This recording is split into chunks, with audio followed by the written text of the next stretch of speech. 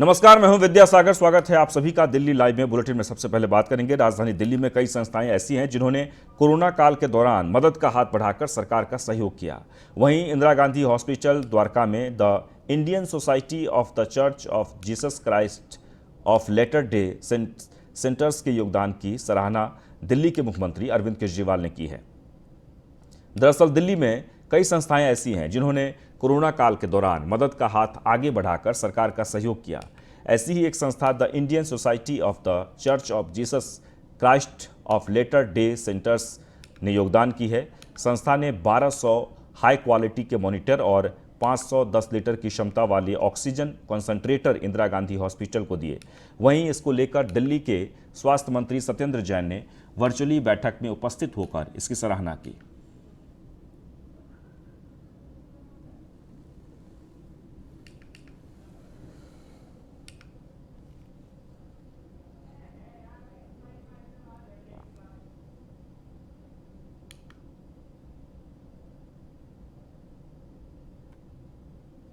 तो एक बार आपको फिर से बता दें कि कोरोना काल में कई ऐसी संस्थाएं हैं जिन्होंने लोगों की मदद की है, और ऐसे में कुछ संस्थाएं ऐसी भी हैं जो लगातार दिल्ली के लोगों के लिए कार्य करते रहे। मुख्यमंत्री अरविंद केजरीवाल ने ऐसी संस्थाओं की सराहना की है। राजधानी दिल्ली में कई संस्थाएं ऐसी हैं जिन्होंने कोरोना काल के दौरान मदद का हाथ बढ़ाकर सरकार का सहयोग किया। इंदिरा गांधी हॉस्पिटल द्वारका में the Indian Society of the Church of Jesus Christ of Latter Day Saints के योगदान की सराहना दिल्ली के मुख्यमंत्री अरविंद केजरीवाल ने की है। आपको बता दें कि 510 लीटर की क्षमता वाले oxygen concentrator Indira Gandhi hospital को दिए गए हैं। ये पिछले 1-1.25 साल से कोरोना चल रहा है और मानव इतिहास की सबसे बड़ी त्रासदी है। ये पूरी दुनिया इससे त्रस्त है। अब ये पहली वेव आई, अब ये दूसरी वेव आई। दूसरी वेव तो बहुत ज़्यादा हम लोगों के लिए समस्या देने वाली थी, जिसमें किसी से भी बात करो ऐसा कोई परिवार नहीं मिलेगा जिसके घर में दूसरी वेव में कोई ना कोई बीमार ना हुआ हो या रिश्ते में कोई ना कोई बीमार ना हुआ हो। हर परिवार इससे अफेक्टेड था और इसमें बहुत सारे लोगों की भी मृत्यु हुई। जो लोग बीमार हुए, कई लोगों की मृत्यु हुई इसमें। लेकिन दिल्ली सरकार ने पूरी कोशिश की आप लोगों के साथ मिलके, डॉक्टर्स, नर्सेज, हॉस्पिटल, सब लोगों के साथ मिलके जो भी हम कर सकते थे। लेकिन हमारी कोशिशें नाकाम रहती अगर हमें समाज से समर्थन नहीं मिलता। मैं हमेशा यही कहता हूं कि ये जो कोरोना इतनी बड़ी बीमारी है कि इससे कोई सरकार, कोई इंस्टीट्यूशन अकेले नहीं लड़ सकता। ठीक, दिल्ली के द्वारका विधानसभा इलाके में भूमाफिया से जमीन खाली कराकर दिल्ली सरकार ने स्कूल के निर्माण का कार्य शुरू करवाया। दिल्ली के डिप्टी सीएम मनीष सिसोदिया और स्वास्थ्य मंत्री सत्येंद्र जैन ने नारियल फोड़कर स्कूल में स्विमिंग पूल और डिस्पेंसरी का उद्घाटन किया। बता दें कि आप विधायक विनय मिश्रा के इलाके में करीब 3 एकड़ जमीन पर भूमाफियाओं ने काफी समय से कब्जा था, जिसे दिल्ली सरकार के संबंधित विभाग ने खाली करवाकर खाली जमीन पर सर्वोदय विद्यालय बनाने का फैसला किया है।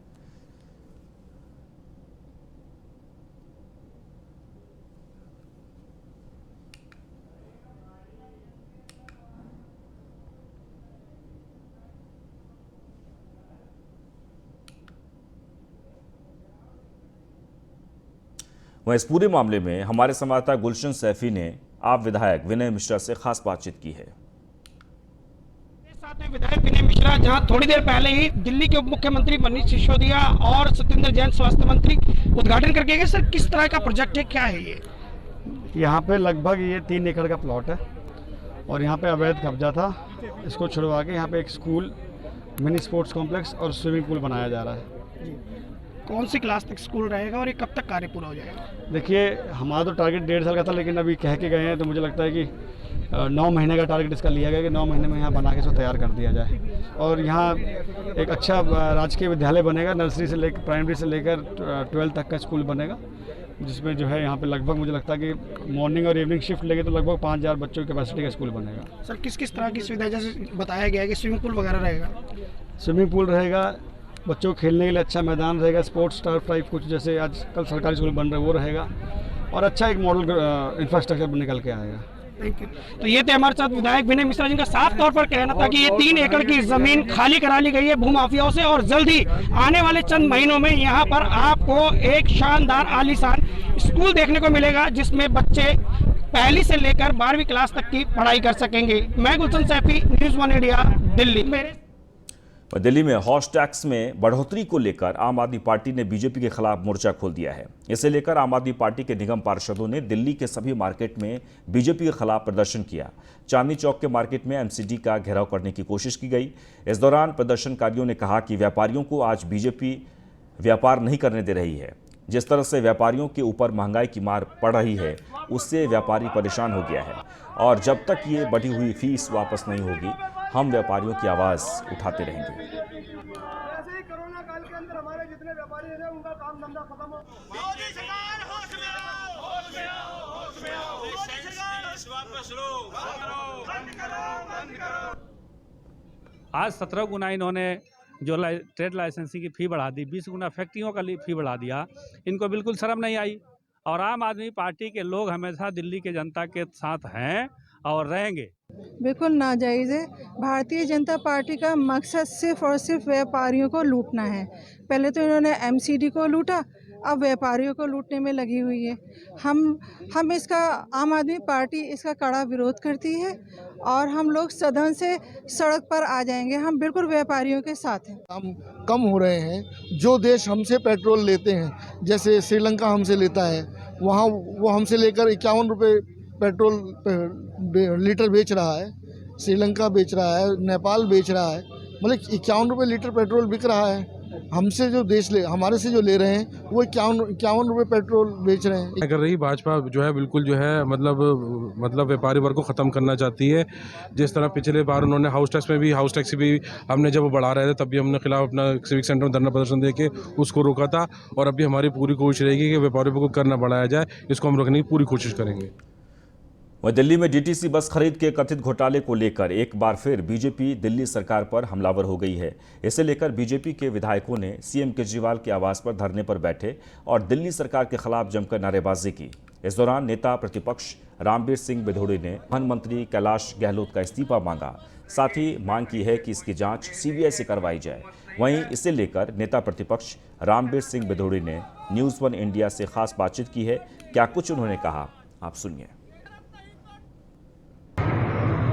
बस खरीद का जो ये 5,000 करोड़ रुपये का घोटाला है, ये मुद्दा पहली बार हमारी पार्टी के वरिष्ठ विधायक और दिल्ली प्रदेश भारतीय जनता पार्टी के पूर्व अध्यक्ष श्री नीलकर गुप्ता जी ने विधानसभा के अंदर उठाया और दिल्ली के ट्रांसपोर्ट मिनिस्टर श्री कैलाश गहलोत ठीक से हाउस में रिप्लाई नहीं कर पाए। हमने इसके विरोध में हाउस से वॉकआउट किया और उसके बाद हमने दिल्ली के राज्यपाल को इस घोटाले के बारे में जानकारी दी। उसके बाद हम एंटी करप्शन ब्यूरो के जो चीफ हैं, स्पेशल सीपी हैं, उनको जाकर सभी विधायकों ने ज्ञापन दिया और उसके बाद मैं और दिल्ली प्रदेश के अध्यक्ष श्री आदेश गुप्ता जी इस मामले को लेकर दिल्ली के उपराज्यपाल को मिले और उनको इस घोटाले के बारे में जानकारी उपलब्ध कराई गई। बस राजधानी दिल्ली को प्रदूषण मुक्त और कोरोना की तीसरी लहर से निपटने की मुहिम तेज हो गई है और इसी क्रम में दिल्ली के पूर्वी इलाके के यूटीसीएस कैंपस में वृक्षारोपण किया गया। इस मौके पर यूटीसीएस के चेयरमैन विजय विधोड़े भी मौजूद रहे। इस दौरान उन्होंने कहा कि ऑक्सीजन की कमी को लेकर कैंपस में फलदार पौधे लगाने का अभियान चलाया गया और इसी के चलते यहां 40 फलदार पौधे लगाने की जो मुहिम चलाई है इसे आगे बढ़ाकर 4,000 पौधे लगाने का प्रयास किया जाएगा।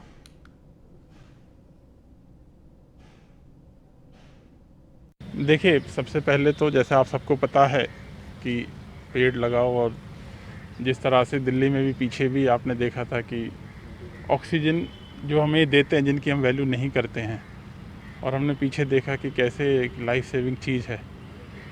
इसको ध्यान में रखते हुए जो इस बार जो टीम यूटीसीएस और स्पेशली जो हमारे प्रोफेशनल्स हैं इस बार इन्होंने उस समय भी बहुत अच्छा काम किया था और ये उसी को ही आगे बढ़ाते हुए इन्होंने इस बार पेड़ लगाने का जो अभियान है उसको आगे आगे लेके चले हैं।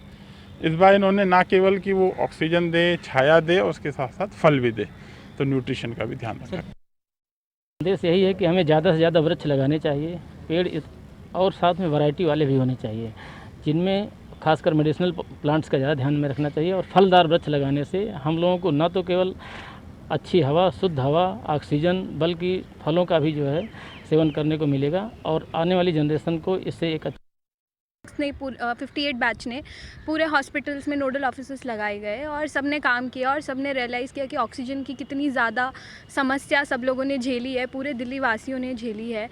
और इसीलिए एज अ पूरा डैनिक्स बैच अब जब हमें हॉस्पिटल से थोड़ा रिलीफ मिल गया है, हमारे डेथ रेट्स कम हो गए हैं, तो हमने सोचा ऑक्सीजन के लिए सबसे अच्छा सोर्स जो है वो यहाँ के प्लांट्स ही हैं।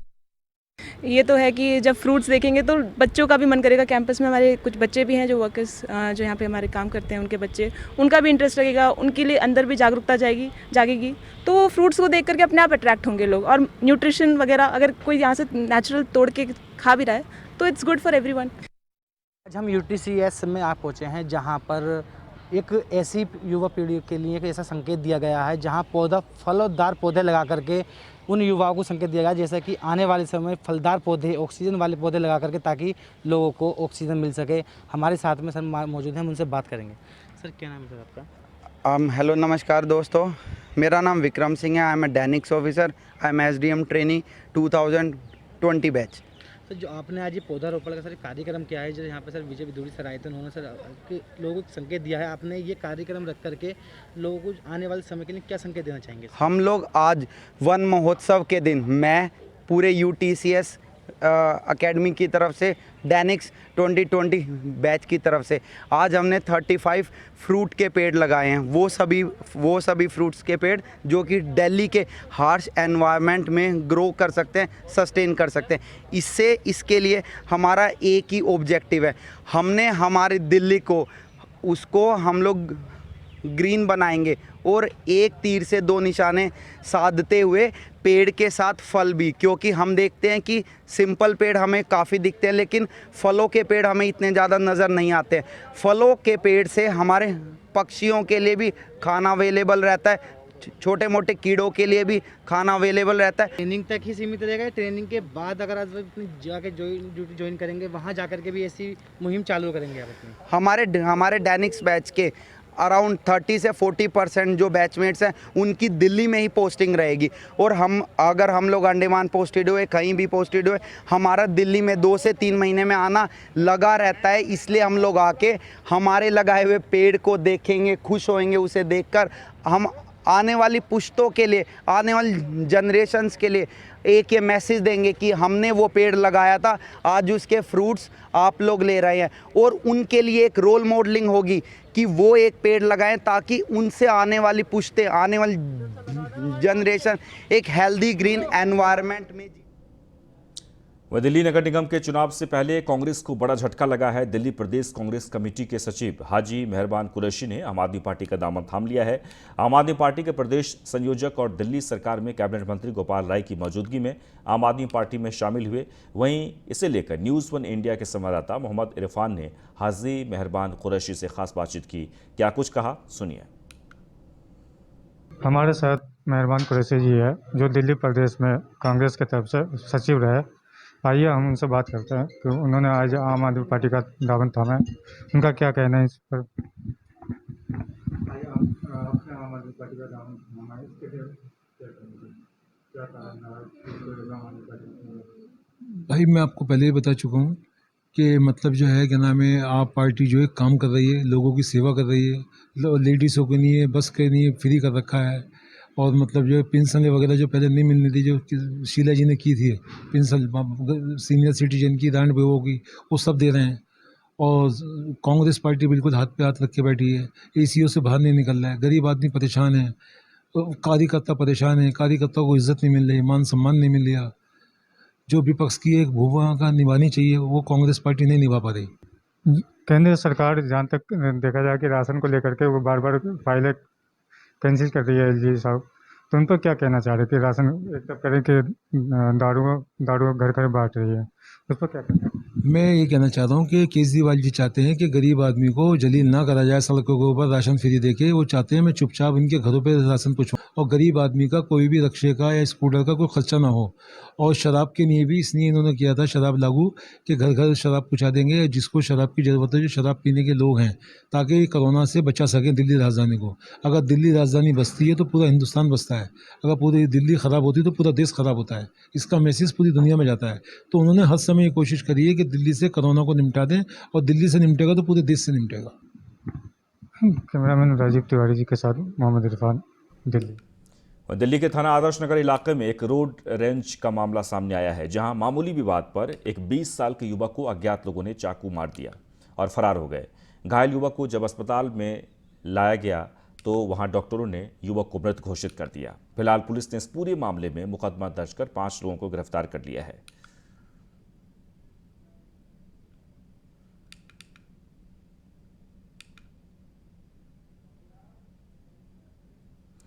वह इस पूरे मामले को लेकर हमारे संवाददाता किरण पाल सिंह ने मृतक के परिवार से खास बातचीत की, सुनिए।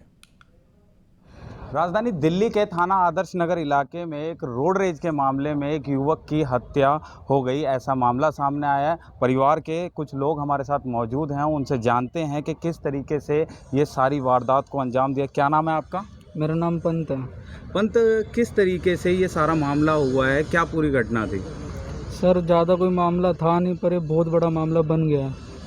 मतलब पापा कहीं जा रहे थे रात को, शाम को रात 11 बजे के आसपास की बात है। वो कहीं जा रहे थे तो उनके यहाँ ना किसी ओला वाले से गाड़ी टक्कर हुई।